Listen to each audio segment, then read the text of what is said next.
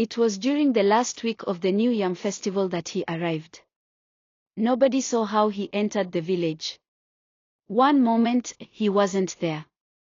The next, he was sitting outside Mama Okoro's canteen, drinking cold kunu like someone who'd lived here for years. He wore a clean white shirt and trousers that didn't look like they were from around here. His shoes were polished, and his hair was neat. We called him the stranger at first. Later, he told people his name was Sunday.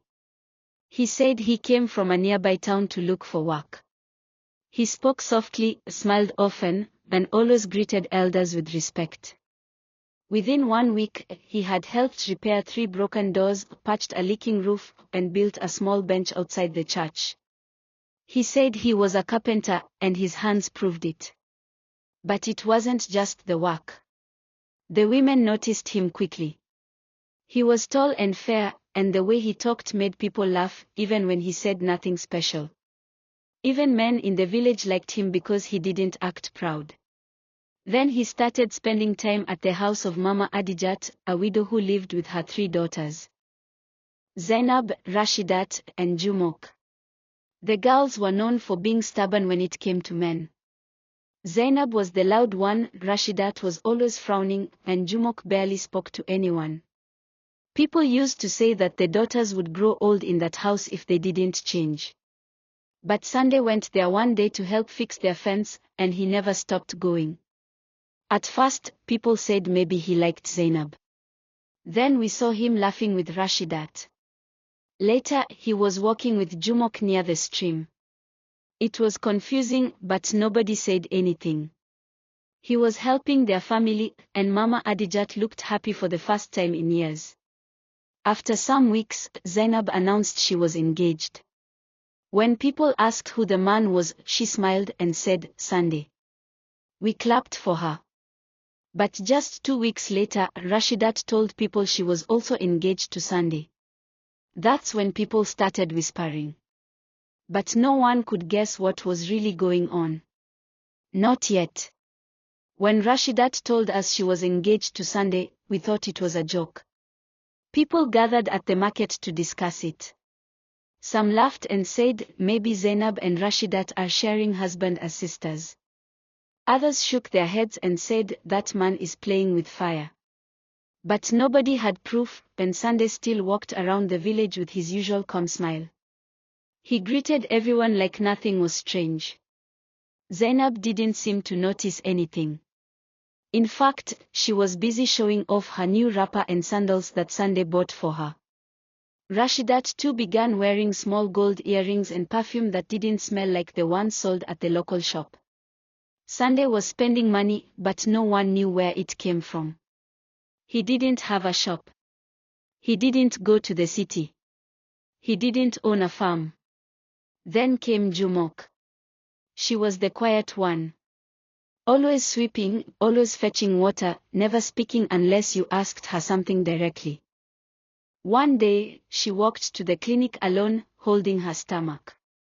The nurse told my mother that Jumok was pregnant. When they asked her who was responsible, she whispered, my husband. Sunday. That was when it became clear, Sunday was involved with all 3 sisters. People lost their minds. Some said maybe he used charm.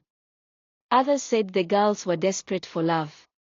But the most shocking part was that the girls didn't know they were sharing one man. We watched as Mama Adijat continued walking around the village like a proud peacock.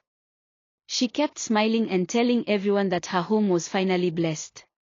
She said her daughters were settled and that the devil had been put to shame.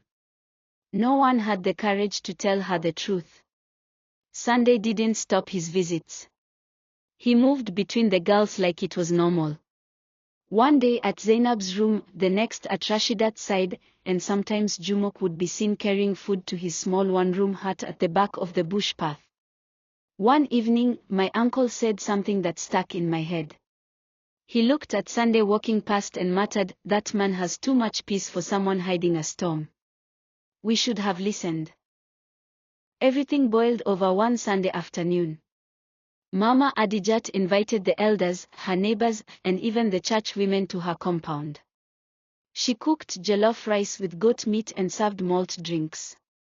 There was a canopy, plastic chairs, and loud gospel music playing from a borrowed speaker. People thought it was a Thanksgiving party, but no one knew the exact reason. Around 4 p.m., she stood up in front of everyone and said, "I want to thank God. After many years of shame, my daughters are finally married. All of them. And I give all the glory to the man who made it possible." Sunday. People clapped. Some looked around, confused. Mama Adijat pointed at Sunday, who stood up slowly, smiling like a politician during campaign. Zainab came and held his left hand. Rashidat held his right. And Jumok stood behind him with her small baby bump showing clearly. That was the moment the whole village went silent. One woman whispered, "Wait, is it this same man?" Another man asked, "Are they doing drama or this is real?" Mama Adijat continued talking like nothing was wrong. "Sunday is strong. He is kind. And he has agreed to marry all my girls. This is not a mistake. It is God's plan." Some people started murmuring. Others began standing up slowly, their food untouched. The chief's messenger left quietly and returned an hour later with a message. The chief wanted to see Sunday the next day. But that next day never came. Because that night, Sunday vanished. When people went to his small room, it was empty. The mattress was rolled. His bag was gone. The sandals he used to wear everywhere were not there. He didn't leave a note. He didn't say goodbye. Even his toothbrush was missing. Zainab cried and ran into the bush. Rashidat threw a cooking pot at the wall. Jumok just sat quietly, holding her stomach. Mama Adijat didn't come out of her house for 3 days. Some said Sunday was a spirit. Others said he was a criminal hiding from the law. But me, I saw him with my own eyes, hammering nails, carrying wood, eating roasted corn. Whatever he was, he came with peace and left behind confusion. After Sunday disappeared, the whole village changed. People stopped talking openly about the matter, but you could feel the tension. When Zainab walked past, people whispered. When Rashidat came to the well, women suddenly remembered they had to leave. And Jumok, who never liked attention, was now the center of stares and quiet pity. The chief sent men to nearby villages to ask questions. Nobody had seen or heard of Sunday. No family, no friend, not even a clue about where he came from. It was as if he had been a shadow that wore shoes and drank kunu. Mama Adijat came out on the 4th day with swollen eyes. She went straight to the church and cried during the service. But people didn't know if she was crying because Sunday had left, or because her 3 daughters were now carrying shame. A week passed. Then Zainab fell sick. She stayed indoors for days, refusing to eat or speak to anyone. When the nurse finally convinced her to come to the clinic, she found out she was also pregnant. Rashidat was next. Just like that, all 3 sisters were expecting Sunday's children. That's when the gossip became louder. Maybe he used charm. No. Maybe he was sent by their enemies. Or maybe, just maybe, they all fell for the same sweet mouth. I was there when 2 women started fighting in the market over the issue. One said the sisters had no shame. The other said the village men were just jealous. The matter became more than just gossip, it was now a community wound. The worst part. The sisters didn't blame each other. They acted like Sunday's disappearance was their shared pain. They sat together outside their house most evenings, not saying much, just waiting for something that would never come. Jumok's stomach grew faster than the others. Her baby moved early. She would touch her belly and stare at the road as if expecting him to walk back one day, smiling like he used to. But Sunday didn't return. And deep down, the whole village knew something had been taken from us. Not just a man, but the peace we once had. Jumok was the first to give birth. It happened on a hot afternoon. The sky was dry, no sign of rain, and the clinic was almost empty. I was there with my auntie who had a headache. Suddenly, the nurse shouted for hot water, wrappers, and palm oil. Jumok was brought in, sweating and crying. Within 1 hour, the baby came. A boy. Quiet. But the strange part? The child had light brown eyes and a small birthmark under his left ear. 2 months later, Rashidat gave birth to a girl. This one was different, dark-skinned, round face, and loud cry. She didn't look like Jumok's baby at all. Then Zainab had her own child, a boy, very fair, with sharp features. The 3 babies looked nothing alike. It was as if they were from 3 different fathers. And yet all were said to be Sunday's children.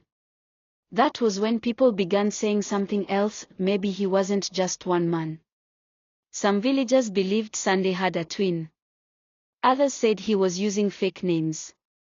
A few even believed the most shocking rumor, that Sunday was a ritualist collecting souls through the unborn children. I didn't know what to believe. But I saw the babies with my own eyes. I carried Jumok's baby once. The child stared at me too long without blinking. It made me uncomfortable, so I handed him back. The sisters now stayed indoors most times. They didn't go to the market. They barely came to church. Mama Adijat stopped bragging. She grew thinner. Her proud walk turned to slow dragging of slippers. She no longer answered greetings with energy. People said she got what she wanted, but not how she wanted it. One day, the chief called a private meeting with the elders. My uncle was there. He came back home shaking his head. I asked him what happened, and he just said, they don't want us to talk about it anymore. That night, I saw Rashidat walking outside, carrying her baby. She was talking to him in low voice, but the child wasn't crying or laughing. Just looking at her with wide eyes like he understood every word. The next morning, I passed by their house on my way to fetch water. The door was open. Jumok was sitting on the floor, eyes wide, her baby in her arms, silent, eyes closed. She was rocking him, but the baby didn't move. A few minutes later, the nurse arrived. Then the wailing began. Jumok's baby had died in his sleep. No sign of sickness. No injury. Just gone. The village went cold. Some said it was punishment. Some blamed Sunday, saying he brought darkness with him. Others said the baby was never meant to be born.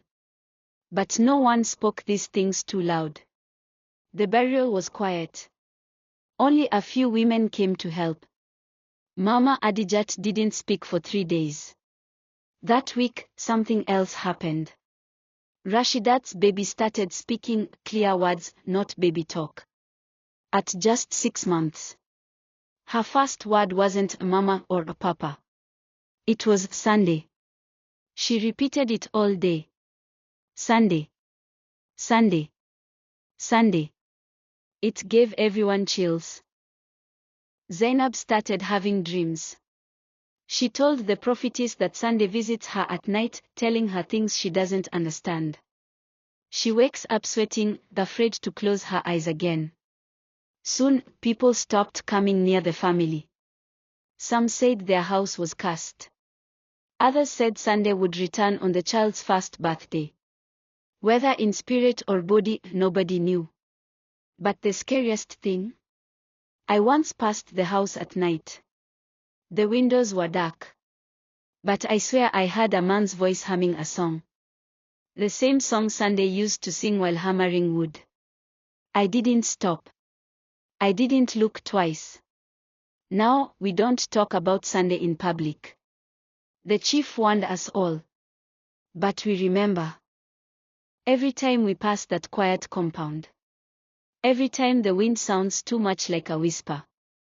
He came like a helper. But left behind 3 children, 1 death, and a village that now sleeps with one eye open.